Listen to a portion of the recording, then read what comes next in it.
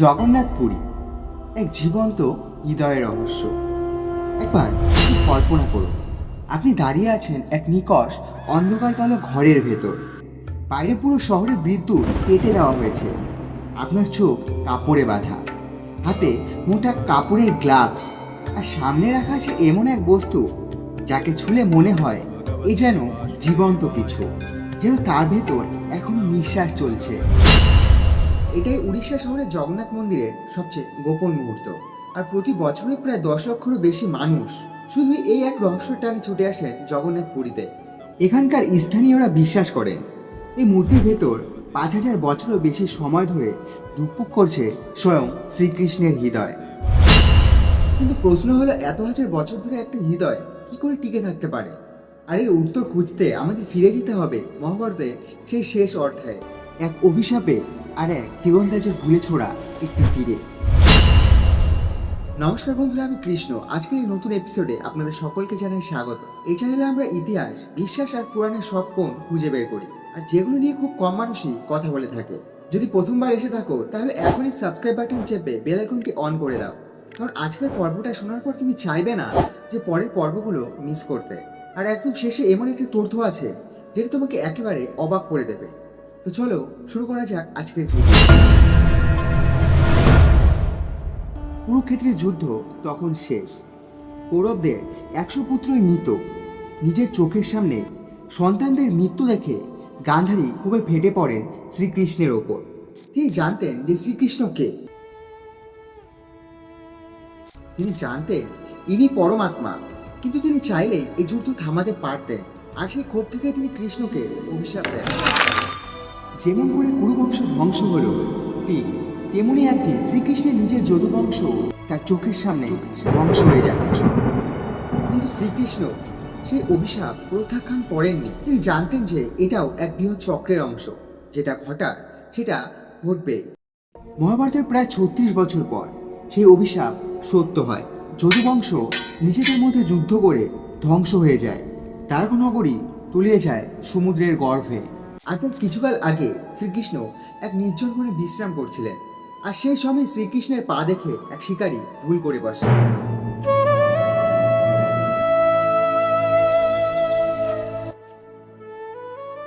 তার নাম জরা। ঝোপের আড়াল থেকে শ্রীকৃষ্ণের পা তাকে হরিণের কান মনে হয়েছিল, আর সে তীর ছড়ে সেই তীর গিয়ে বেঁধে যায় শ্রীকৃষ্ণের পায়ে।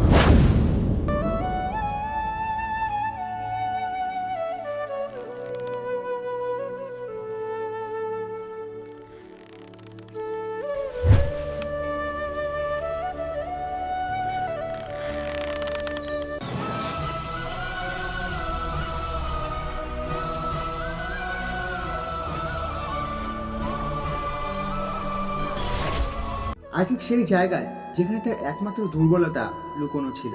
কাছে গিয়ে জরা যখন বোঝে সে কাকে আঘাত করেছে, ভয়ে অনুশোচনায় সে কেঁদে ফেলে। ক্ষমা চাইতে থাকে সে বারবার।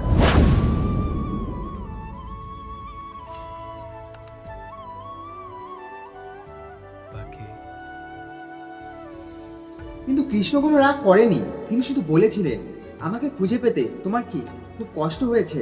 আমি তো সারা জীবন তোমার অপেক্ষাতেই ছিলাম। কারণ কৃষ্ণ জানতেন এই মুহূর্ত তার নিজেরই আগের জন্মের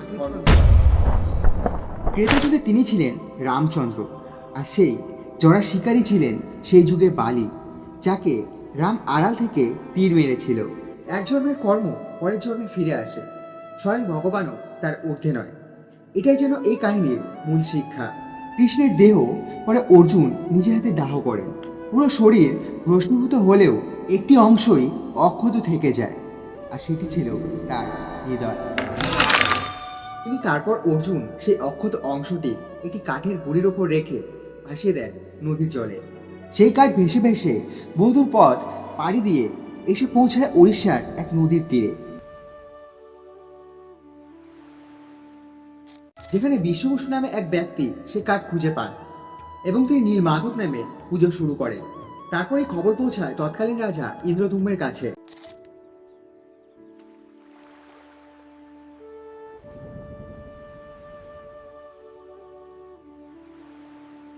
যিনি ছিলেন বিষ্ণুর পরম ভক্ত, এবং বহু চেষ্টার পরই সেই রহস্যময় বস্তু তার কাছে এসে পৌঁছায়।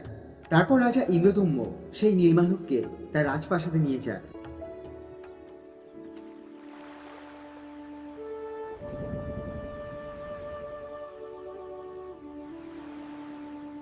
এবং তারপরে স্বয়ং বিশ্বকর্মা এক বৃদ্ধ কাঠমিস্ত্রির ছদ্মবেশে রাজার সামনে আসে, তাকে প্রতিশ্রুতি দেন 21 দিনের মধ্যে তিনি এমন একটি মূর্তি বানিয়ে দিবেন যার মধ্যে এই অক্ষত জিনিসটি রাখা যাবে।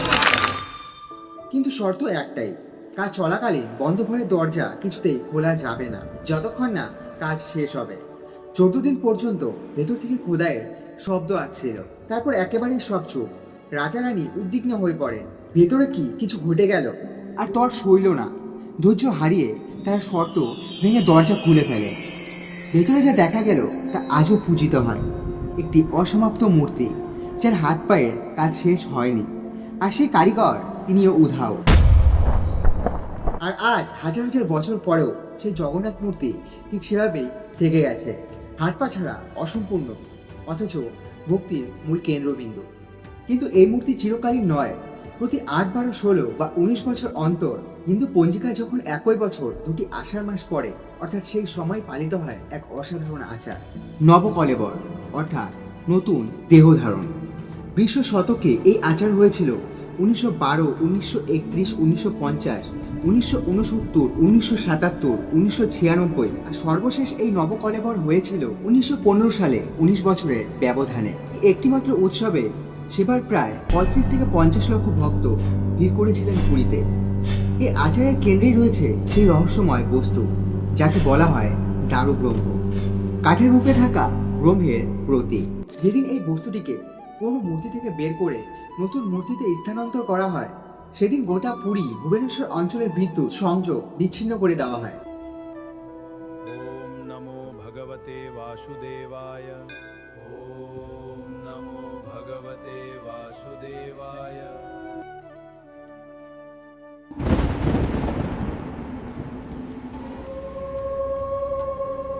পুরো প্রক্রিয়াটি হয় একটি বন্ধ কক্ষে, নিকষ অন্ধকারে।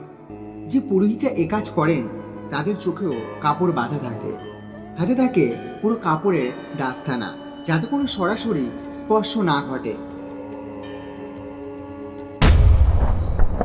যারা কখনো এ বস্তু হাতে নিয়েছিলেন তারা বর্ণনা করেছেন এক অদ্ভুত অনুভূতির কথা, যেন হাতে ধরা আছে জীবন্ত কিছু।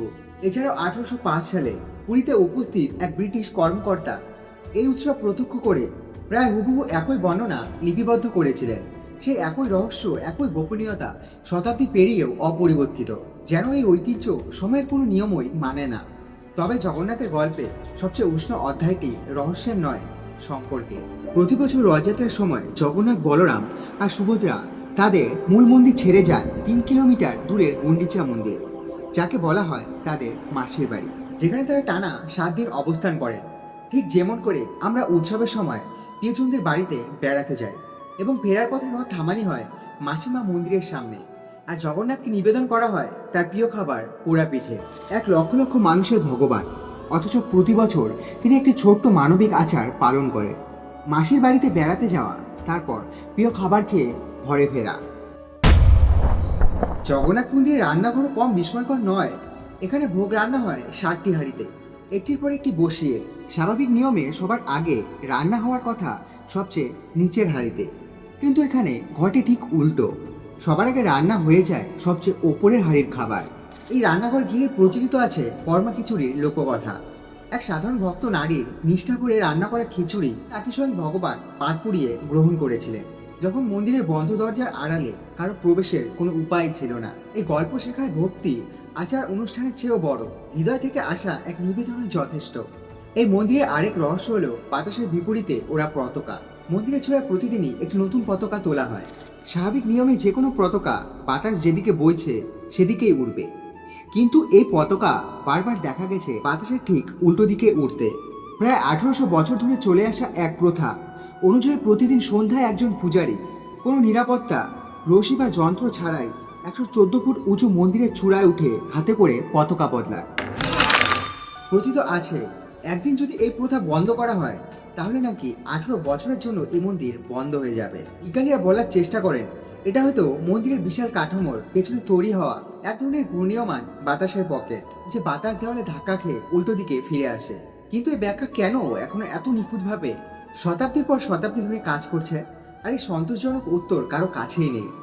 মন্দিরের চূড়ায় বসানো রয়েছে এক বিশাল অষ্টধাতুর চাকা, অর্থাৎ সুদর্শন চক্র, প্রায় 20 ফুট লম্বা, ওজন প্রায় 1 টনেরও বেশি। আর মজার বিষয়টি হলো, পুরী শহরের যে কোনো প্রান্ত থেকে আপনি সেই সুদর্শন চক্রের দিকে তাকান না কেন,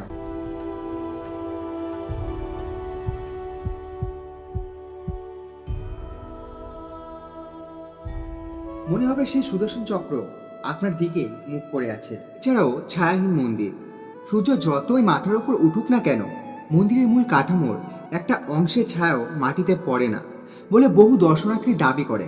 এত বড় একটা স্থাপনার এভাবে ছায়াহীন থাকা প্রচলিত পদার্থ বিজ্ঞানের নিয়মকেও চ্যালেঞ্জ করে, আর এখনো এর কোনো সর্বজন গ্রাহক ব্যাখ্যা পাওয়া যায়নি। এছাড়াও যেখানে কোনো পাখি ওড়ে না, ভারতের প্রতিটি মন্দিরের চূড়ায় পাখি উড়তে বা বসে থাকতে দেখা যায়, কিন্তু জগন্নাথ মন্দিরের ওপর দিয়ে কোনো পাখিকে উড়তে দেখা যায় না। বিমান ওই এরিয়াকে এড়িয়ে চলেন বলে দাবি করা হয়। কেউ কেউ বলেন যে মন্দিরের এই স্থাপত্যে এমন একটা বায়ু প্রবাহ তৈরি হয় যা পাখিদের নিরুৎসাহিত করে। আবার কেউ বলেন চূড়ার সেই ধাতব চাকা থেকে এমন এক শক্তি নির্গত হয় যা পাখিদের দিক নির্ণয়নে বিভ্রান্ত করে।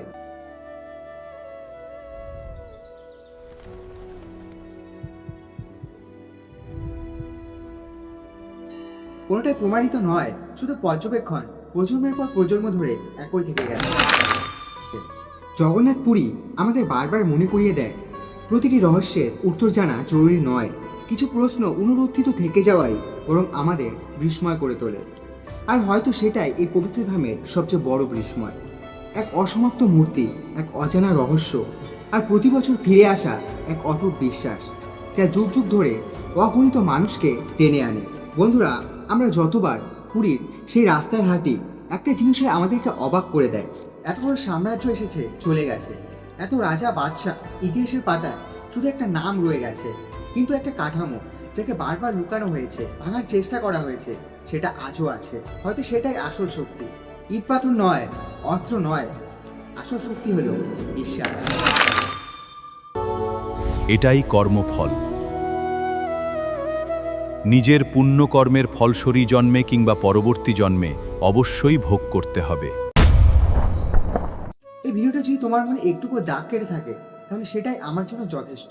নিচে একটা লাইক রেখে যেতে পারো, কমেন্টে বলতে পারো কোন অংশটা তোমাকে সবচেয়ে বেশি ছুঁয়ে গেছে, আর তুমি চ্যানেলটা সাবস্ক্রাইব করে বেল আইকনটি অন করে রাখতে পারো যদি তুমি পরবর্তী নেক্সট ভিডিওটি দেখতে চাও। বন্ধুরা, আজকে এই পর্যন্তই, দেখা হবে পরবর্তী এপিসোডে। ততক্ষণ ভালো থেকো, সুস্থ থেকো। জয় জগন্নাথ। দেখা হবে খুব শীঘ্রই নতুন একটি রহস্য নিয়ে।